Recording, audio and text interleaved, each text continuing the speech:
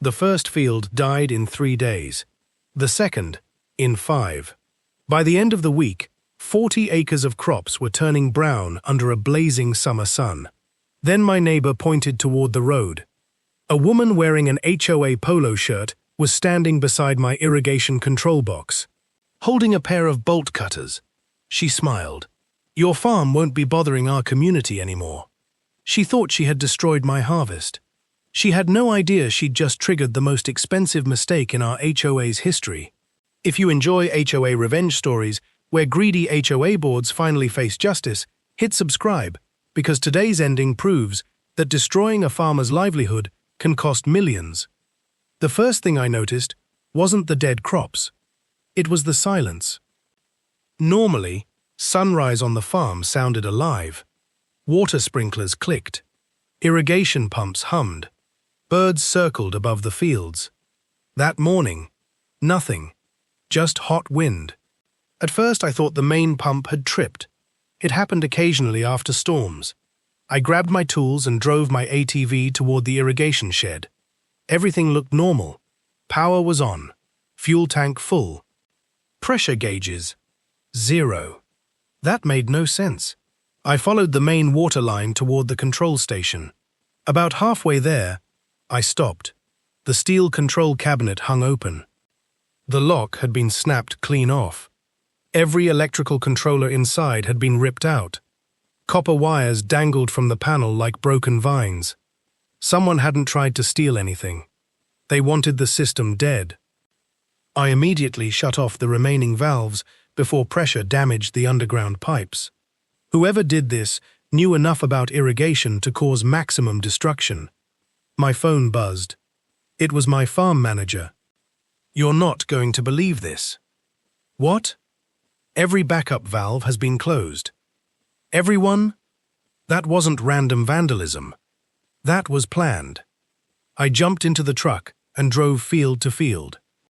Corn leaves already curled under the heat. Soybeans had started drooping. The tomato blocks looked worse. Without water, we weren't measuring damage in days. We were measuring it in hours. As I reached the southern entrance, old Mr. Jenkins from the neighboring ranch waved me down. "I saw someone here last night." My heart raced. "Who?" "A blonde woman, wearing one of those HOA shirts." He hesitated. "She wasn't alone. There were 2 pickup trucks. And they spent almost an hour around your irrigation controls. Did you call anyone?" "I figured they had permission." "Permission? From who?" "My farm wasn't even inside the HOA." I thanked him and kept driving. When I reached the main valve station, fresh tire tracks surrounded the area. Not tractor tires. Pickup trucks. I started recording everything. Broken locks, cut wiring, damaged controllers, valve positions, every inch of the scene.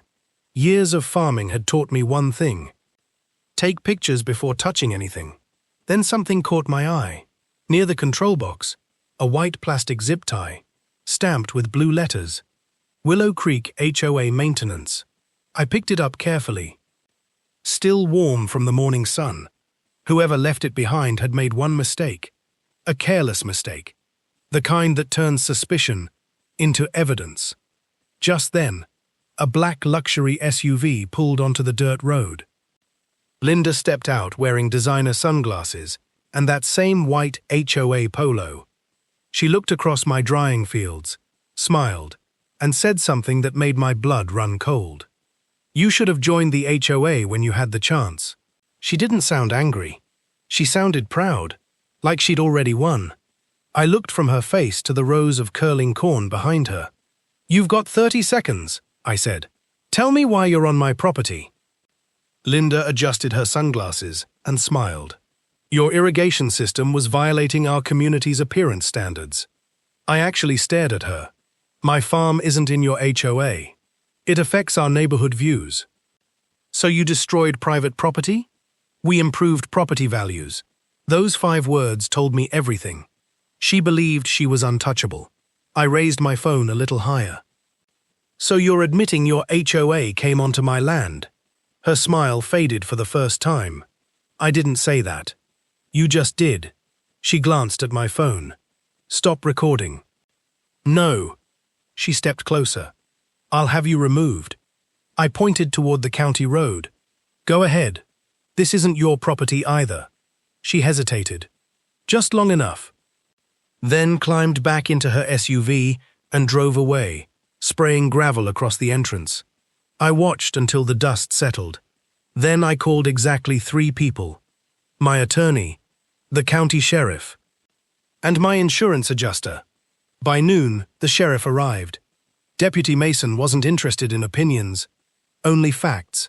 He photographed the broken control cabinet, the cut wires, the damaged locks, the tire tracks. Then he picked up the white zip tie with a gloved hand. You touch this? Only enough to notice the logo. He slipped it into an evidence bag. This may help. A few minutes later, my irrigation contractor arrived. His face turned pale the second he opened the control cabinet. This wasn't vandalism. What do you mean? He pointed inside. They disconnected the surge protection first. Then they removed the controllers. Then they manually shut every backup valve. I frowned. So whoever did this understood irrigation systems. He walked farther down the line, then stopped. Oh no. What? He knelt beside a large underground valve box. The main supply pipe had been opened, not broken. Opened. Someone had deliberately drained thousands of gallons of water out of the system before shutting everything down. Why would they do that? He looked at me. To make sure restarting takes longer. Every extra hour meant more crop damage. This wasn't impulsive. It was calculated. The contractor estimated repairs would take at least 3 days. 3 days. During the hottest week of the summer. I looked across the fields. The corn leaves had begun folding tightly. Tomato vines were already wilting. Every passing hour erased months of work.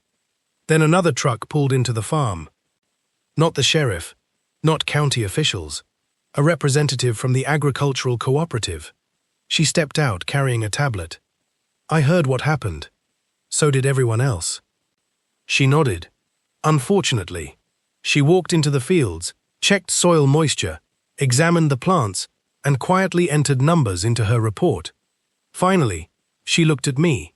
If irrigation isn't restored by tomorrow, she didn't finish. She didn't have to. I already knew. The harvest would never fully recover. Just then, one of my security cameras finished uploading overnight footage from a backup server. I opened the video. Timestamp, 2:13 a.m. A white pickup rolled through the gate. Then a second vehicle. The headlights switched off. 4 people stepped out. One carried bolt cutters. Another carried a toolbox. The camera angle wasn't perfect, but as one woman turned toward the control cabinet, the security light illuminated her face. Blonde hair. White HOA polo. Linda. Clear enough that even Deputy Mason leaned closer. He watched the clip twice, then looked at me. I need a copy of this. As the upload finished, another notification appeared on my phone. A second camera, different angle, different view. This one showed something far more important than who cut the wires. It showed who gave the orders. The second video started with no sound, just grainy black and white footage from a camera mounted on my equipment barn. It overlooked the main irrigation control station from nearly 200 yards away. Not close enough to hear voices.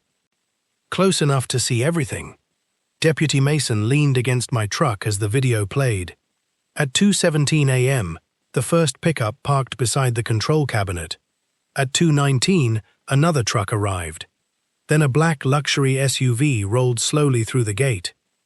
My stomach tightened. I know that vehicle. The deputy nodded. So do I. The driver's door opened. Linda stepped out. She wasn't carrying tools. She wasn't touching the equipment. Instead, she walked directly to the group. One of the workers pointed toward the irrigation controls. Linda looked at them for a few seconds. Then she made one simple motion. She raised her right hand and pointed toward the control cabinet. The workers immediately got to work. No hesitation, no discussion, no confusion. Deputy Mason paused the video. Interesting. What? They waited. For her. The workers hadn't acted until Linda gave a visible instruction. That changed everything. She wasn't just present. She appeared to be directing the operation. The deputy requested copies of every camera angle. Then he asked another question. Do these cameras save timestamps? They synchronize with GPS every night. Good. That meant the footage could establish an exact timeline. 20 minutes later, my attorney, Daniel Brooks, arrived. He watched all 3 recordings without saying a word. When the final clip ended, he smiled. I was expecting property damage. And? This is much bigger. He pointed at the paused frame showing Linda gesturing toward the cabinet. That single movement connects the decision-maker to the act. Before I could respond, another truck entered the driveway. This one belonged to the County Agricultural Emergency Response Team. The lead specialist didn't waste time. He walked into the fields carrying a moisture meter. Row after row, plant after plant. His expression grew darker. Finally, he stopped in the middle of the corn. You've lost part of this field already. Can it recover? Some of it. He looked across the horizon. But not if water doesn't return immediately. Repair crews worked through the afternoon. New controllers. Replacement wiring. Fresh locks. Pressure tests. Everyone moved as fast as possible. Just before sunset, the main pumps roared back to life. Water surged through the underground lines. Sprinklers finally rose from the soil. For a brief moment, I thought we'd made it in time. Then the specialist bent down beside several rows of tomatoes. He broke open a stem. The inside was already dry. He shook his head. Too late. My chest sank. Months of work, gone before the first drop of replacement water ever reached the roots. The next morning, agricultural economists arrived to assess the damage. Not insurance adjusters, independent specialists. They used drones, satellite imagery, soil data, weather records, and crop models to calculate exactly how much production had been lost. Linda drove past the farm while they were working. She slowed her SUV just enough to smile. She still believed this was a simple civil dispute. She still thought the damage was limited to broken irrigation equipment. She had no idea the experts weren't calculating repair costs anymore. They were calculating something much larger, the value of an entire commercial harvest. And when those numbers reached the courthouse, they would make the cost of replacing a few irrigation controllers seem almost insignificant. The first settlement offer arrived exactly 12 days after the lawsuit was filed. Daniel didn't even open the envelope. He looked at the return address, laughed, and slid it back across the table. Aren't you going to read it? I asked. I already know what's inside. How? Because this is what people do when they realize they're losing. He finally opened it. The HOA wanted confidentiality. No admission of wrongdoing. No public apology. Just a check and a promise that everyone would walk away. I looked at Daniel. What do you think? He folded the letter. I think they're scared. Before I could answer, my phone rang. It was Deputy Mason. You need to come to the county agriculture office. Now. 20 minutes later, I walked into a conference room packed with people. County inspectors, agricultural specialists, insurance investigators, even representatives from the State Department of Agriculture. Something had changed. The lead investigator connected his laptop to the projector. We've completed the forensic review. The first image appeared. An aerial map of my farm. Then another. Then another. Each image came from a different date. The investigator pointed to the irrigation lines. These underground mains weren't cut by accident. He zoomed in. Every critical valve was disabled in the exact sequence needed to stop water flow while maximizing crop damage. Someone in the room whispered, "That takes experience." The investigator nodded. It does. Then another slide appeared. This time, security footage. Not mine, the HOA's. My heart skipped. Where did you get that? The HOA clubhouse. Linda's attorney had turned it over during discovery. The timestamp read 8:42 p.m., the night before my irrigation system was destroyed. Linda stood in front of the HOA board. She pointed to a large neighborhood map. My farm was highlighted in red. Although there was no audio, everyone watched as she appeared to explain something to the board. Several members nodded. Then she handed papers around the table. The investigator paused the video. Watch carefully. The next clip showed board members signing documents, one after another. Then Linda collected every page, placed them into a folder, and smiled. Daniel leaned toward me. Whatever those papers were, they mattered. The investigation didn't stop there. Phone records showed multiple calls between Linda and the landscaping contractor hired by the HOA. Those calls happened just hours before the irrigation system was sabotaged. Then came GPS records from the contractor's company trucks. Every vehicle traveled directly from the HOA clubhouse to my irrigation control station. No detours, no other jobs. The route was exact. The room fell silent. The insurance investigator finally spoke. This doesn't resemble unauthorized vandalism. He looked directly at Linda's attorney. It resembles a planned operation. That afternoon, agricultural economists arrived at my farm. Unlike previous inspectors, they weren't looking at broken pipes. They were calculating money, real money, using satellite imagery, drone surveys, weather data, irrigation records, historical yields, commodity prices, and existing crop contracts. They built a complete financial model of the harvest. One specialist turned toward me. When were these fields scheduled for harvest? 3 weeks. He quietly nodded. That's the worst possible timing. Corn was entering its highest value growth stage. Tomatoes had existing supply contracts. The peppers were already sold before harvest. Every lost day multiplied the financial damage. The specialist entered one final figure into his tablet. Then he looked at Daniel. I've completed the preliminary estimate. Daniel asked the question everyone was waiting for. How bad? The specialist took a slow breath. Worse than we expected. He rotated the tablet toward us. The estimated financial loss had climbed far beyond damaged irrigation equipment. It now included lost production, contract penalties, emergency restoration, long-term soil stress, replacement infrastructure, and reduced future yields. The total estimate continued updating as more evidence arrived. Daniel looked at the screen, then quietly smiled. Not because of the money, because the evidence had become undeniable. Meanwhile, across town, HOA board members had just received copies of the same preliminary report. Within minutes, angry phone calls erupted. Emergency meetings were scheduled. Several board members demanded Linda explain why they had been told the project was routine maintenance.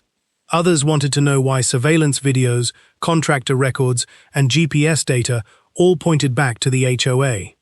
For the first time since this nightmare began, the people who had blindly trusted Linda started asking questions. And one question echoed louder than all the others. Who actually gave the order to destroy the irrigation system?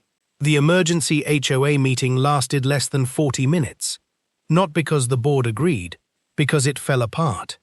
By the time Daniel and I arrived at the courthouse the next morning, rumors were already spreading. 2 board members wanted Linda removed immediately. Another claimed he had never approved any work outside HOA property. Everyone was trying to distance themselves. But the paperwork told a different story. Inside the courtroom, the judge looked over a stack of evidence that seemed to grow by the minute. The surveillance footage, the GPS records, the contractor invoices, the irrigation reports, the agricultural loss assessments, the altered maintenance orders. Everything pointed to one conclusion. This wasn't an accident. It was a deliberate decision. Linda's attorney stood. Your Honor, my client acknowledges mistakes were made. Daniel immediately replied, Mistakes don't drive onto private property at 2 o'clock in the morning. Mistakes don't cut locks. Mistakes don't disable backup valves. Mistakes don't ignore property boundaries. The courtroom fell silent. Then came the most important witness of the entire trial, the contractor's project supervisor. He looked nervous from the moment he took the stand. Daniel asked only one question. "Who instructed your crew to disable the irrigation system?" The supervisor stared at the floor. No answer. The judge reminded him he was under oath. He slowly raised his head. "Linda." The room became completely silent. Daniel continued. "Did she tell you whose property it was?" "She said the HOA owned everything beyond the entrance fence." "Were you shown any county survey?" "No." "Any court order?" "No." "Any written county authorization?" "No." "What were you told?" The supervisor took a deep breath. "She said, just shut the water off. They'll give up after the crops die." Even Linda's attorney closed his eyes. That single sentence changed everything. The judge requested a short recess. When court resumed, the agricultural economist presented the final damages report. Every number had been verified. Lost crop revenue, destroyed contracts, emergency irrigation repairs, replacement electrical controls, soil recovery, additional labor, future production losses during recovery. Legal costs. The total exceeded $4.8 million. The HOA's insurance carrier agreed to fund a substantial portion of the settlement, while the remaining obligations were resolved through the court-approved judgment and HOA financial responsibilities. The court also ordered full restoration of the irrigation infrastructure, reimbursement of all legal expenses, independent oversight of future HOA operations, mandatory board training on property rights and legal authority, a permanent injunction prohibiting the HOA from entering neighboring private property without lawful authorization. Linda resigned before the judgment became final. Several board members resigned shortly afterward, admitting they had relied on information they never independently verified. 1 year later, the same fields that had once turned brown under the summer sun were greener than ever. The rebuilt irrigation system operated before dawn every morning. Rows of healthy corn stretched to the horizon. Tomatoes filled the harvest bins. The peppers exceeded every production forecast. As the first grain trucks rolled out of the farm that season, my daughter stood beside me, watching the sprinklers sweep across the fields. She smiled. "So, did we finally win?" I looked across the land my family had worked for generations.